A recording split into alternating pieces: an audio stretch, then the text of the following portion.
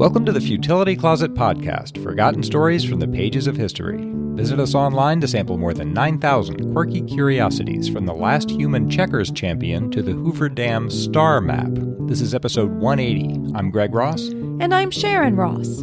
Marvin Hewitt never finished high school, but he taught advanced physics and math under assumed names at a string of universities in the 1940s and 50s. In today's show, we'll trace the curious career of an academic impostor, whose story has been called one of the strangest academic hoaxes in history. We'll also try on a flashproof scarf and puzzle over why a healthy man would check into a hospital.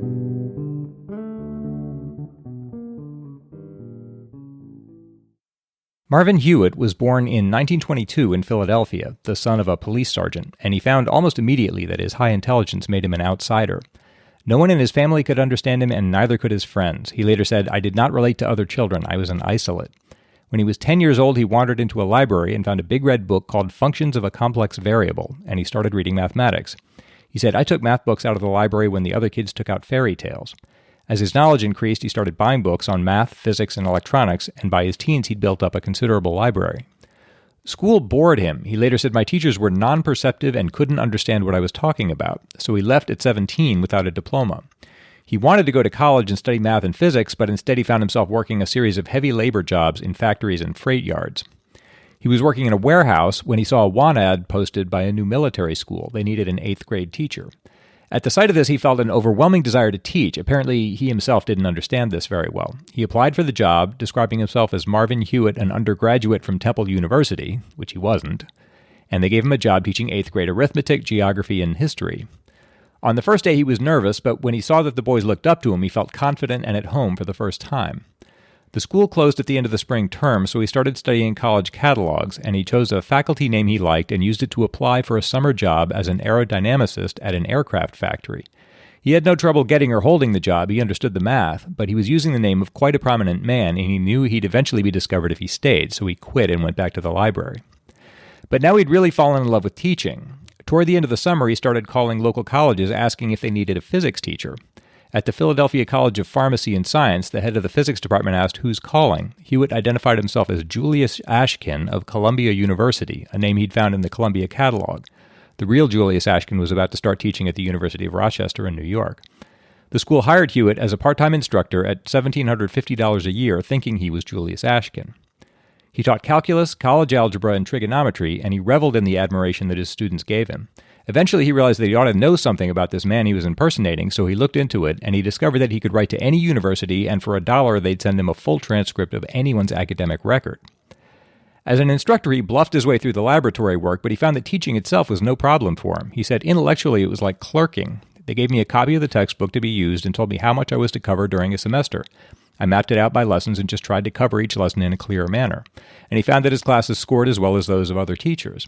But there were some close calls. He was on the street one day with an acquaintance when a student said, "Hello, Dr. Ashkin." He walked by without responding, not knowing what else to do, but he could feel the student looking at him. On another occasion, he was in a library with his girlfriend when a student approached them, but in 5 minutes of conversation, the student never happened to address him by name. Students would sometimes come to the house and ask for Dr. Ashkin. He would get them inside as quickly as possible so the neighbors wouldn't hear, and then get rid of them as quickly as he could. When his father and another police officer were shot by a car thief, he told his students there had been a death in his family, but he told the faculty that this was a cover story and really he was eloping. In fact, he needed a reason to avoid the funeral because photographers and reporters would be there, and if his picture were taken, he risked being recognized. By spring, he wanted to get away from Philadelphia and this constant fear of discovery, and he wanted the pay that Julius Ashkin, this man he was impersonating, deserved. So he started to write to distant colleges. He got a response from Bemidji State Teachers College in Minnesota, so he sent them a copy of Ashkin's transcript and a reference from a fake company called the Christie Engineering Company of Philadelphia, which he just made up. He got some letterhead printed in that name and hired a secretarial service to handle the mail and messages that it received. When they got an inquiry from Bemidji, he wrote a glowing recommendation and signed it Robert Christie, and they gave him a job at $4,000 a year. He told his wife that he'd got a job in Minnesota, but told her he'd taken some degrees in someone else's name, so he'd have to teach under that name. She accepted that and agreed to marry him. I should say here that his wife has come to fascinate me as I've researched this. I don't know anything about her really, but she just put up with living with a serial imposter who was dragging her around the country, working different academic jobs that he wasn't qualified for, and just apparently gamely went along with it. After their honeymoon, they moved to Bemidji, where he was the only physicist in his department and felt relatively safe. He taught analytical and solid geometry, college algebra, and physics, and occasionally he attended town group meetings to speak about atomic energy and the atom bomb. As time passed, he bought a car and started to feel secure. It turned out that the college president had attended Columbia as Julius Ashkin had, so Hewitt had to learn about the faculty, campus, and layout of that area so he could pretend he'd been there. When his wife's parents said they wanted to come up and visit, he rented a post office box in his own name so that they could write to his wife as Mrs. Hewitt, but he had to ask her to stall them until the academic year ended to reduce the risk of being caught.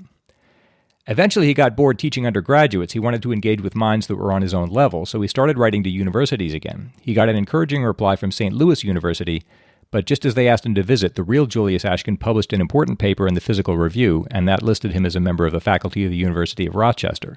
To avoid getting caught, Hewitt declined the interview, saying that he couldn't get away.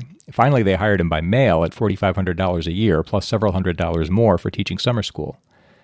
This was a step up for him academically. St. Louis offered a doctoral program. He taught 10 hours a week, mainly graduate courses, and covered nuclear physics, statistical mechanics, thermodynamics, and tensor analysis, part of the mathematical basis of relativity theory. His students liked him, and his colleagues respected him, though they noticed some gaps in his knowledge of basic physics. And he did have some more close calls. One professor occasionally went to Argonne National Laboratory in Chicago, and one day he returned and told Hewitt that he'd run into an old friend of his there, a man who'd worked with him at Los Alamos. Of course, Hewitt had never been to Los Alamos, the man he was impersonating had. Hewitt froze, but nothing happened. His friend said the man had simply asked about him. This happened several more times, but each time the other professor mentioned a conversation with this man, somehow he never mentioned personal appearance, Rochester, or anything else that might have given him away. This is just pure dumb luck, but it was all working in his favor. Toward the end of that year, he was on track to get an associate professorship, but he was afraid to stay any longer for fear of being discovered, so he started writing again to other universities. This time he got an invitation from the University of Utah. This was quite a prestigious appointment. They rolled out the red carpet for him, or for Julius Ashkin, which is who they thought they were getting. They met him at the airport, they gave him a room at the best hotel, they entertained him and drove him around the city. The president of the university interviewed him deferentially. Finally, they told him they liked him and would be checking his references in preparation for hiring him. In his hotel room, he waited to be told that they'd found him out, but that didn't happen. They called Los Alamos, Argonne, and Columbia, and everyone agreed that Julius Ashkin would be a wonderful addition to any faculty. They didn't happen to call Rochester, which would have sunk him. He negotiated hard, and they gave him a salary of $5,800 a year and made him a full professor. He took it. By hopping from one institution to another in a year, he'd gone from assistant to full professor, a path that normally took 10 years. At Rochester, the real Julius Ashkin was still an assistant professor. Oh, my. In Utah, Hewitt taught 6 hours a week, graduate students only. The head of the physics department took him downstairs and told a clerk, "Give Dr. Ashkin a nice office." "Dr. Ashkin," she said, "why, don't you remember me?" He broke out in a cold sweat and said nothing. She said, "I was a secretary in the optics school at Rochester. I often talked to you on the telephone." Once again, he'd lucked out, but he could feel her looking at him. A couple of weeks later, he received a letter addressed to Dr. Julius Ashkin, ? It was from the real Julius Ashkin at the University of Rochester. He'd found out that someone was impersonating him at other universities. He asked him to stop, but he also wrote, "Let me assume that you are versed in theoretical physics and that you are fundamentally a decent man. I should then be willing to help you to relieve yourself of what must have become an almost unbearable burden. It is on these assumptions that I have decided not to take any immediate steps to notify any university officials." Hewitt panicked for several days. Then the university president summoned him and told him that they'd received information that he was an imposter. He denied this at first, but they showed him a letter from the University of Rochester, and he confessed.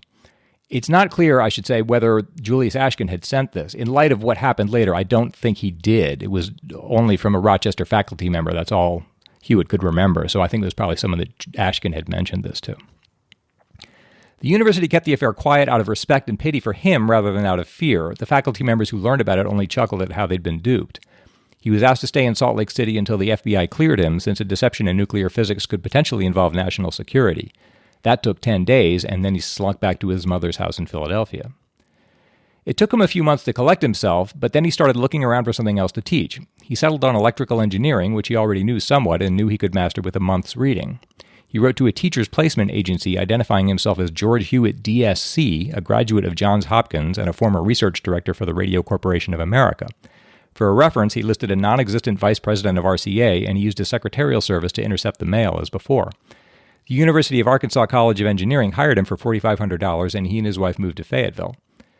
So he was back in the game. There were dangers in Arkansas as there had been at the other schools. He learned that one of his new students had attended St. Louis University, but fortunately it hadn't been when Hewitt had been there.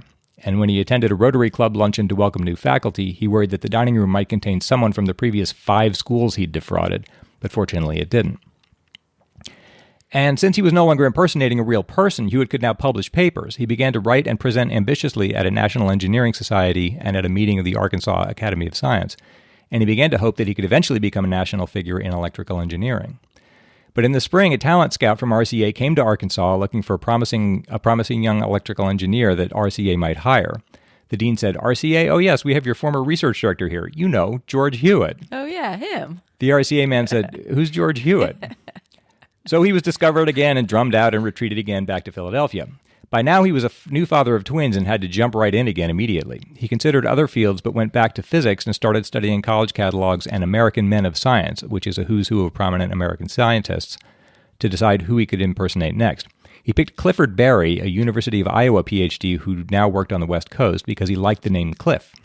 He started calling schools on the East Coast and found that the New York Maritime College in the Bronx needed someone to teach second and third year physics and calculus. He submitted the usual forged references and they hired him at $4,000 a year. He established his family in a small apartment under his own name on Long Island, a safe distance away. He was bored with the ordinary college curriculum by now, so he was sometimes accused of talking over the students' heads. He made a list of industrial jobs he might go after, but he found it was much harder to break into industry than academia. Most of the jobs he wanted required a security clearance, which meant he'd have to provide a birth certificate, fingerprints, and photographs. And misrepresenting himself in industry would bring stiff penalties.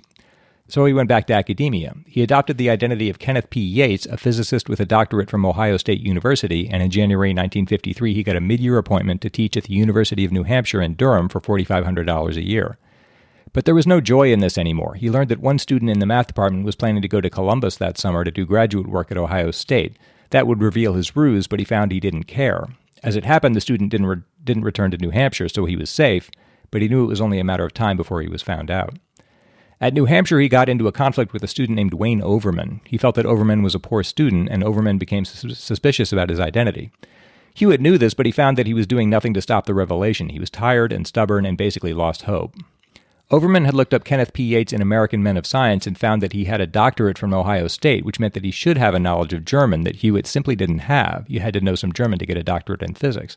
The book also said that Yates was working for an oil company near Chicago. Hewitt felt he couldn't give Overman a passing grade given his performance. He wondered if passing him would keep him quiet, but he respected his profession too much to do this.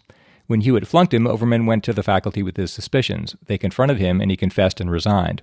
This time, though, the story leaked out to the newspaper, so he had to stop for good. He said, "It was a relief. I felt glad about it. Once the thing broke in the papers, I knew that it was finished for keeps."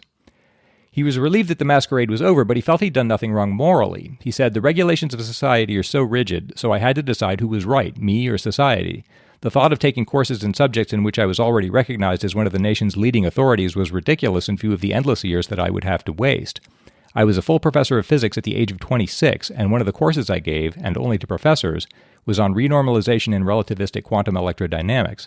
I am one of the top nuclear physicists in the country, and when I left that university, they could find no one else to give the course and had to drop it."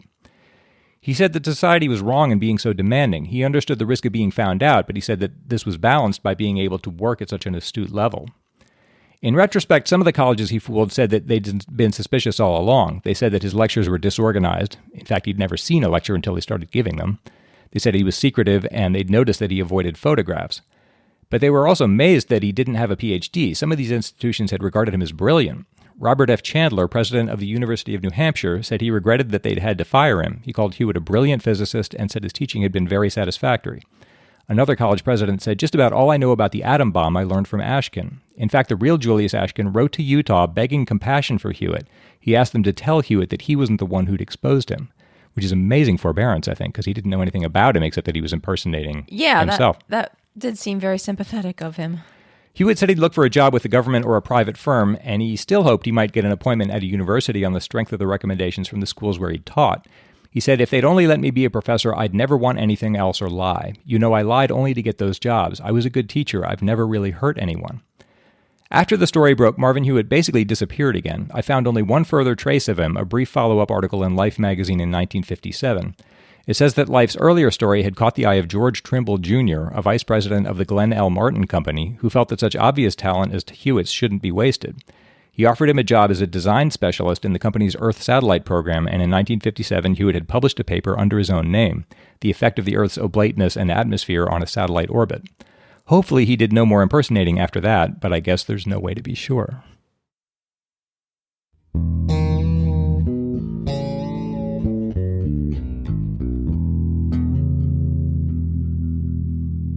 This episode is brought to you by our patrons and by Harry's, who remind you that men can be hard to shop for. It can seem impossible to find a gift that's thoughtful and special, but is also useful and practical. That's why Harry's razors make a great gift. I've been using them for a while now. The blades are well made, and they really do give a great shave. And this holiday season, Harry's is offering custom and limited edition shaving sets that make perfect gifts. Sets come with German-engineered 5-blade cartridges, foaming shave gel, special limited edition winter chrome and emerald green handles, and you can even personalize them with engraving.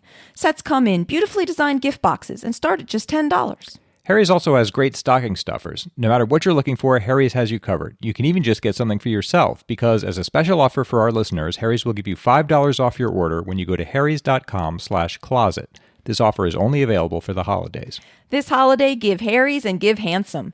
Get your holiday shopping done early and take advantage of free shipping. To get a limited edition holiday shave set while supplies last, go to harrys.com/closet right now. That's harrys.com/closet.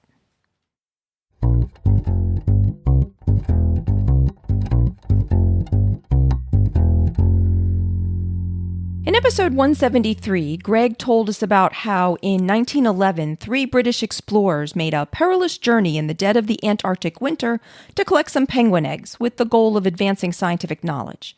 Dave Lawrence wrote, "Hi, Greg, Sharon, and Sasha. We were wandering around the Natural History Museum in South Kensington, London yesterday and came across one of the emperor penguin eggs you talked about in episode 173. It is on display in the treasures section in the Cadogan Gallery.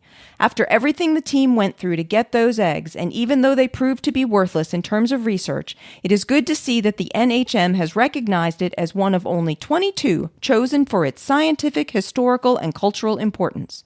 They don't mention the fact they lost it." And Dave sent a photo of the exhibit of the egg, which of course we'll have in the show notes, as well as a link to the website for the museum's page for its Treasures in the Cadogan Gallery, which lists the egg under its Star Specimens and Exhibits, which is very nice of them given how disdainfully they treated it originally. Dave also noted that the gallery has an audio guide which describes the egg and a bit about the travails of collecting it, and then states that the lead scientist on the expedition perished in Antarctica and the egg remains as a fragile symbol of the quest for knowledge. That's good to hear. I didn't know they'd done that. Yeah, no, as I said, given how much they dismissed it originally, it's nice that they value it now. And how much agony it cost to get it. Yeah. Dave also said, "Seeing the actual penguin egg in the Natural History Museum I'd heard about from Futility Closet only a week or two earlier was a happy coincidence. It's so easy to glance at museum exhibits not really appreciating the backstory. Although the egg was clearly of major importance, hence its appearance in the special collection, Greg's research and presentation of the expedition really brought it to life." Good. Kevin Cedrone, whose last name I certainly would have gotten wrong without his help, wrote about the dazzle camouflage and computer vision dazzle that we also discussed in episode 173. "Hi, Sharon and Greg and Sasha. I found the attached picture after listening to your episode discussing dazzle camouflage. It is not dazzle camouflage per se, but it is tangentially related, the best kind of related. It's a scarf apparently designed to frustrate paparazzi using flash photography. Thanks for all your great work." And we'll have this photo in the show notes as well as links to other photos and a video, but what Kevin is talking about is a brand of clothing that uses nanotechnology and millions of crystals to reflect back the light of flash photography, making the clothing glow brightly while the person wearing it only appears as a vague dark shape. The inventor of the technology was inspired by seeing how a bike's reflector ruined a photo a friend of his took several years ago, and some celebrities have taken to wearing these garments to try to avoid being photographed. The clothing line started with scarves, but apparently there are now also anti-flash hoodies, sweaters, and ties. The clothing looks just like simple patterned garments until they reflect back a bright light and then start glowing, which should, as Kevin also noted in his email, make them helpful for cycling safely in the dark. Though I should say that they do not help with non-flash photography. So despite being compared by some to an invisibility cloak, they are not completely foolproof yet. I was just thinking if there was some way to use this, if a criminal could use it. I mean, if it made you invisible to all cameras, then you'd think immediately there'd be some nefarious ways to use it. Definitely. But if it's only flashbulbs, it's really right. It's only flash. Tailor-made for celebrities. Yeah. Paul Trineri, who said that he's not quite sure himself how to properly pronounce his last name, but did his best to give me some guidance that hopefully I was able to follow adequately, wrote, "Hi all. You mentioned something recently about Dazzle makeup, and I was reminded of this from last year. Even looking back at it now, I momentarily wondered if it was an April Fool's, but the paper is far too long-winded and convincing to be a leg pull." And Paul sent links to articles about specially designed eyeglasses that can really mess up facial recognition software. A team of researchers from Carnegie Mellon University has found that they can use these glasses to trick face recognition algorithms, enabling wearers to not just be able to obscure their identity, but also to be misidentified by the software as people who look completely different. So not only did specific glasses cause a South Asian female to be identified as a Middle Eastern male 88% of the time, but other glasses enabled a male researcher to pass as female actress Mila Jovovich with about the same effectiveness. Their system isn't quite perfected yet, though, as their attempts to pass off a Middle Eastern male as the white actor Clive Owen only succeeded about 16% of the time. The glasses, as shown in an article in New Scientist, look a bit odd, with overly large frames and odd coloring and patterns. But Mahmoud Sharif, one of the co-creators of the glasses, was quoted as saying, "With some refinement, our glasses would just look like someone had frames with normal tortoiseshell pattern. If this is true, then that means that the glasses could fool computers without alerting humans to the subterfuge." And these pattern glasses are able to work this way because the software algorithms don't rely on the same features that humans do to try to recognize faces. So changing just a small area of a face can completely disrupt a computer's attempted recognition and result in the software confusing two people who actually look very different. In some cases, the researchers were quite successful at this, enabling one of the male researchers to be identified by the software as the actor John Malkovich in 100% of the trials. So this all sounds kind of concerning, particularly if you're John Malkovich, but for now at least, this practice will only work in some situations, as all that needs to be done to thwart the deception is to ask the person to remove their glasses, which apparently is standard procedure in at least some higher security situations. That's incredible that they can do that. It is pretty incredible. And there is, as Paul noted, a long-winded paper about all the math and algorithms and everything if anybody wants to dig into how they're doing it. Because you got to figure that's the first attempt at this sort of thing, so it's only going to get more sophisticated. Right, yeah. And that it is kind of concerning in a way, unless the people building the algorithms can sort of outpace the people trying to deceive the algorithms, right? Yeah. And Paul ended his email with, "I was about to sign off and mention I only live about 25 miles away from the site of the Devil's Footprints when I Googled the original 1855 story and found this from 2009, elsewhere in Devon, in Woolsey." And Paul is referring to our story from episode 22 about how in 1855, residents in Devon saw some unusual hoof-shaped footprints in the snow in odd and unlikely places that defied any natural explanation, and had some residents speculating that they had been made by the devil. In March 2009, another set of odd hoof-shaped footprints appeared in Devon in the garden of Jill Wade. The 1855 prints were extremely puzzling because they had appeared in a straight line many miles long and seemingly went right through or over 14-foot walls, locked gates, and whole houses. The 2009 prints were only in the 1 yard, but like the earlier prints, they were unusual because they generally didn't display the typical left-right pattern that you usually see in animal footprints, but rather were in a single line. Jonathan Downs, the director of the Center for Fortean Zoology, said of the prints, "None of us are saying the devil's in Devon. If it was Satan, then he's only about 18 inches tall, looking at the size of the prints. I think they've been made by a hare or a rabbit, hopping in an unusual way." Similarly, Graham Inglis, a zoologist from the center, said, "This is certainly a first for me. The footprints are peculiar, but they are not the devil's. I don't believe the horned one has been in Woolsey. Personally, I think it belongs to a rabbit or hare, but quite an academic punch-up has started over it." I think that's fascinating. whatever it turns out to be. It'd be amazing if this finally solved. How old is that now? The original mystery is like 160 years old. Yeah, now. from 1855. If they finally figured it out now. Right. They weren't able to photograph the original 1855 footprints, but of course they were able to photograph the 2009 ones. And the Center for Fortean Zoology has even put a video of the prints on YouTube, and they're hoping that might help aid in solving the mystery. This way more people can see them and weigh in on them.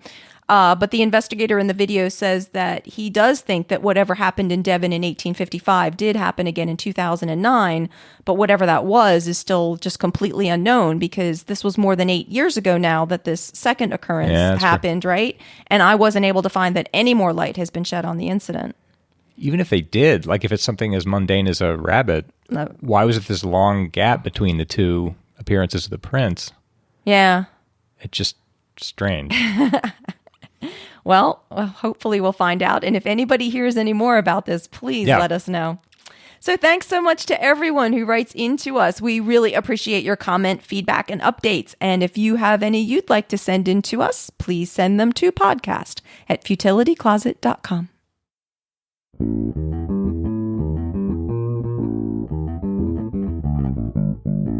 It's Greg's turn to try to solve a lateral thinking puzzle. I'm going to give him an odd-sounding situation, and he has to figure out what's going on, asking only yes or no questions.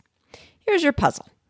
Earlier this year, an Italian man showed up at a hospital claiming to be deathly ill, even though he was perfectly healthy.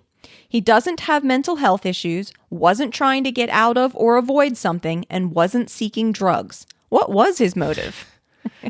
Okay, this is true, I guess? This is a true story. You say an Italian man. Yes. Did this happen in Italy? It happened in Italy, yes. Showed up at a hospital asking to be admitted, did you say? Or claiming to be deathly ill. Do I need to know specifically what he thought his ailment was? No. He just thought, did he think he was ill? No. So he was dissembling. He was trying to convince them of something that he didn't himself think was correct. True, for some reason. Yes. Are there other people involved besides this man? Like, I'm just guessing. Was there someone inside he was just trying to get into the hospital so he could see them? No. Something like that? No. I mean, is there another person involved? No. No, it's just him in the hospital. It's just him in the hospital. Is there some history I need to figure out? No, not exactly. Is it important that this happened in Italy? I mean, could it have happened elsewhere? It could have happened elsewhere. Okay, so a man shows up at a hospital, says, I'm deathly ill, you got to take me in. Yes. And knows that's false. Right. His goal then was to get into the hospital, but this isn't like a Munchausen thing. You say he wasn't mentally ill. He didn't have mental health issues. He wasn't trying to get out of or avoid something, and he wasn't seeking drugs. But he wanted to be in the hospital. He did want to be in the hospital. Like in a bed somewhere being attended to? No. He wanted to be in the hospital. He wanted to be in the hospital. A particular hospital? He wanted to be in a particular hospital. Oh, really? That's helpful. So, okay, let's say they let him in. Okay, let's say they had. Let's say they somehow believed that he really was sick, at least momentarily, and they take him and they put him in a room, I guess. Yeah. At that moment, let's say they take him and they put him in a bed. Okay. At that moment, does he feel he's gotten what he wanted, or is there something more than that? There's something more than that. But it doesn't involve another person. It does not involve another person. Is there crime involved? No. Is his occupation important? No. It is important that it was this particular hospital, though. Is the location of the hospital important? Yes. Why would you want? Okay, all right. So, okay, let's say the building was in the same location, but it wasn't a hospital. Okay. Say it was an office building. Okay. Would he still want to get in there? Yes. So the whole health business is incidental. It's just that he wants to be in this location. That's true. Yes. But it's not crime. I picture him like he's a burglar or something. Right. There's no crime involved. And it's not another person. All right. So why would you want to get into a random building because of its location? And that's the situation. It just happened to be a hospital. Okay. Once he's in, does he care where they put him? Like what room he's in? He might care. Yeah. Like he'd prefer to be high up or... I'd say he'd prefer to be probably high up. On an upper floor? Yes. Does this have to do with what he thinks of as his own safety? No. Okay, why would you want to be and an upper floor. So this would be true if it's an office building or any other building. He just wants to be in a certain location up. In this, in this area. Would you say as high as possible? Or at a certain height? Probably a certain height. Because of something for sure. He thinks will happen? I don't even know what I'm asking. I'll say yes to that, although I'm not quite sure how you mean it. But in some meanings of that question, yes. It's not that he has specifically plans of his own. Right. Like if he thinks, I don't know, say a tidal wave or something is coming and he wants to be. Oh, I see. No, see what I mean? That's not quite it. No, not like that. But the distinction is that that's something that would just, it's exogenous. It would be something he expects to happen, but he's going to be relatively passive. It's not that you're saying. It's that he plans to do something himself. You can't answer that. It's kind of tricky. He expects something to happen. Some future event. Yes. But not like a tidal wave. It's not like you asked, like, is his safety involved? No, he's not trying to protect himself against something. But he is expecting a future event to occur. Oh, is it, does he want to be on the roof? Does he want to see the sky? No, but that's a good thought. But no, he doesn't necessarily want to be on the roof. Does he want to witness or see something clearly? Yes. Some event outside? Yes. Is it a sporting event? Yes. That's exactly it. He was trying to see an association football game that was going to be played near the hospital. And this took place in Crotone, which is a small Italian town. And for the first time, its team made it to the top tier of the professional league for what they call football and we call soccer. So there was going to be a big game that was going to be played at the town's small stadium, which was completely sold out because they don't normally get like the big top tier games there. And the windows of the hospital happened to look right out onto the stadium. A decade earlier, when there was going to be another big game played in that town, some locals had tried to get into the hospital by pretending to visit patients there. The hospital had figured this out, and so this time on the day of the game, they weren't going to be allowing any visitors in. So this super fan tried to convince them that he was terribly ill, hoping to be admitted. But the hospital caught on, and he was turned away. That's clever, though. You could deserve some points just for thinking of that. We really appreciate all the puzzle submissions that we get, so please keep sending them in. And if you have one you'd like to send to us, please send it to podcast@futilitycloset.com. Futility Closet is supported primarily by our wonderful patrons. We do sometimes have some advertising on the show, but that doesn't by itself cover the big commitment of time that the podcast takes us to make. So we really wouldn't be able to keep making the show without the generous support of our listeners. Thank you to everyone who's been contributing to Futility Closet. And if you would like to help support your weekly dose of the quirky and the curious, then please check out our Patreon page at patreon.com/futilitycloset or see the support us section of the website. While you're at the site, you can also check out over 9,000 exceptional esoterica, browse the Futility Closet store, learn about the Futility Closet books, and see the show notes for the podcast with the links and references for the topics we've covered. If you have any questions or comments, you can email us at podcast@futilitycloset.com. Our music was written and performed by the ever-impressive Doug Ross. Thanks for listening, and we'll talk to you next week.